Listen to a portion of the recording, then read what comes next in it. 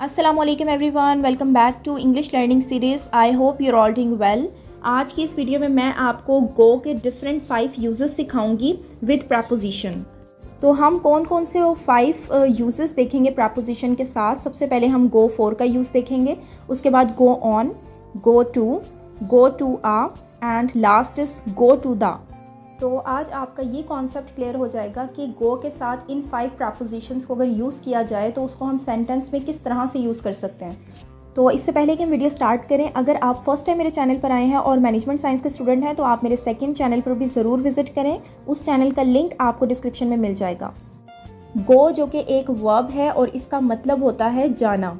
हम जाना के लिए गो का यूज़ करते हैं और गो का आपको पता है वेंट एंड गॉन इसकी सेकेंड एंड थर्ड फॉर्म है। और हम इन तीनों फॉर्म्स को सिचुएशन के अकॉर्डिंग यूज़ करते हैं, यानी पास्ट, प्रेजेंट या फ्यूचर से रिलेटेड जो हम बात कर रहे हैं तो उसमें हम गो, वेंट और गॉन का यूज़ करते हैं। तो आज हम जो 5 इसके प्रपोजिशंस के साथ यूज़ देखेंगे, और गो का मतलब तो जाना ही होता है, लेकिन अगर हम उसके साथ प्रपोजिशन ऐड कर देंगे तो तब भी उसका मतलब सेम ही रहेगा, लेकिन सिचुएशंस थोड़ी डिफरेंट हो जाएंगी। सबसे पहला जो यूज़ है गो का वो हम फॉर के साथ देखते हैं। गो फॉर, गो फॉर को हम वर्क के लिए यूज़ करते हैं। वर्क यानी काम। आप कोई भी काम करने के लिए जा रहे हैं तो आप गो फॉर का यूज़ करेंगे। अब काम कौन कौन सा हो सकता है? कुछ भी हो सकता है। आप खेलने जा रहे हैं, आप कोई पढ़ने जा रहे हैं, आप कुछ खाने जा रहे हैं या कोई वॉक करने जा रहे हैं, आप कुछ भी करने जा रहे हैं, काम बेसिकली आप कर रहे हैं, तो उसके लिए आप गो फॉर का यूज़ करेंगे। जैसे हम कुछ एग्जाम्पल इसकी लेते हैं। Let's go for a walk, चलो हम वॉक के लिए चलते हैं। यहाँ पर भी आप कोई काम करने जा रहे हैं, या फिर आप किसी के साथ खेलने जा रहे हैं, उसको कह रहे हैं कि आई am going for a playing with you, मैं तुम्हारे साथ खेलने जा रहा हूँ, तो ये भी आप काम करने को जा रहे हैं।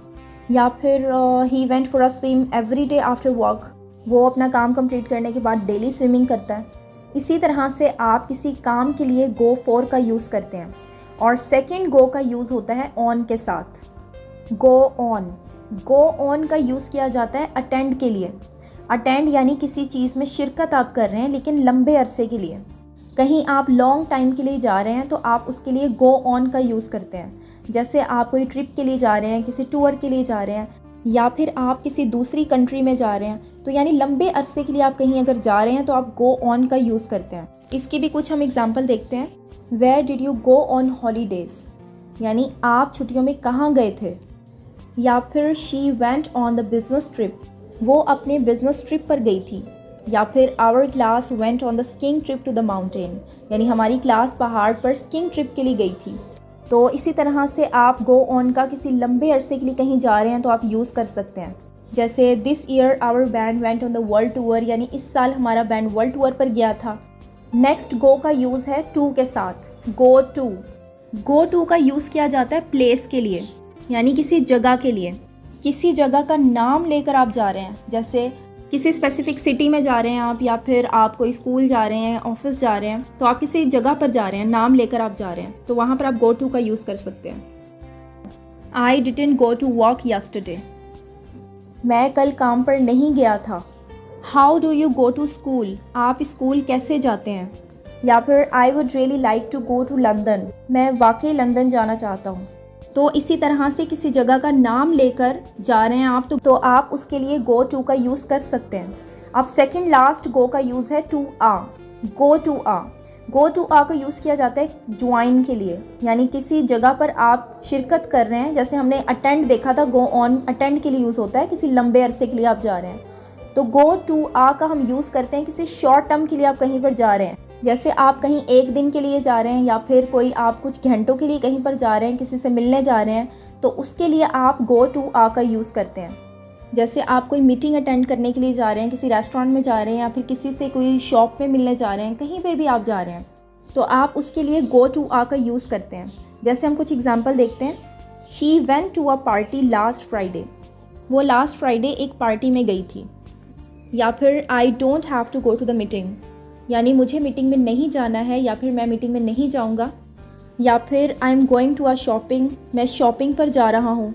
इसी तरह से अगर आप कहीं थोड़े टाइम के लिए जा रहे हैं तो आप गो टू आ का यूज़ करते हैं। नेक्स्ट एंड लास्ट यूज़ है गो का, गो टू द।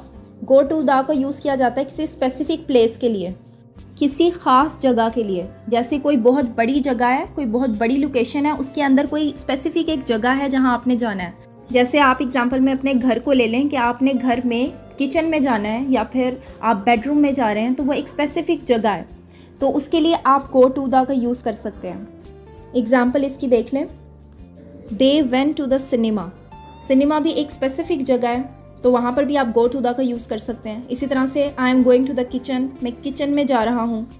या फिर I need to go to the dentist, मुझे डेंटिस्ट के पास जाना है। तो एक स्पेसिफिक जगह है, ख़ास जगह है जहाँ पर आप जाने की बात कर रहे हैं। तो इस तरह से कोई भी एक स्पेसिफिक जगह, एक ख़ास जगह जिसका आप नाम ले रहे हैं, चाहे वो कोई बड़ी लोकेशन के अंदर है या फिर एक स्पेसिफिक जगह ही है, तो वहाँ पर आप उस जगह जाने के लिए गो टू द का यूज़ कर सकते हैं। जैसे आप स्कूल में हैं और आप प्रिंसिपल ऑफिस जाना चाहते हैं या फिर एडमिन ब्लॉक में जाना चाहते हैं, किसी स्पेसिफिक जगह का नाम ले रहे हैं, तो वहाँ पर आप गो टू द का यूज़ कर सकते हैं। किसी हॉस्पिटल जा रहे हैं, जैसे हमने डेंटिस्ट की एक एग्जांपल ली, इसी तरह से आप कहीं सैलून जा रहे हैं, तो वो भी एक स्पेसिफिक जगह है, एक ख़ास जगह है, तो इसी तरह से आप गो टू द का यूज़ कर सकते हैं। तो ये आज हमने 5 यूजेस देखे थे गो के डिफरेंट प्रपोजिशन के साथ।